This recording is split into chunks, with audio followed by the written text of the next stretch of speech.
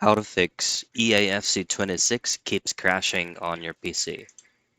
So I'm going to be providing you the most popular troubleshooting steps or the most basic ones.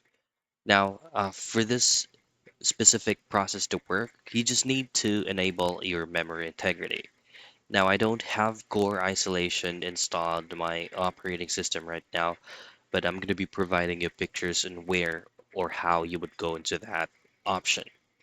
So first is just close any running EA on your task manager, pull it up under processes, check for EA games that is currently running and choose on end task. Then once everything is set, go into your Windows icon and then type in settings, pull it up. Now next is go into Windows security, and after that go to device security. Now, on the next page, it's going to be case-to-case basis on what operating system that you use, but mostly if you're using Windows 10, you would be able to see core isolation. Next, on core isolation, click on core isolation details, and then you will be redirected into memory integrity.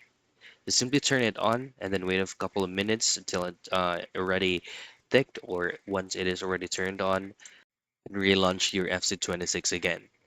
And that is how you fix EA FC26 keeps crashing on your PC.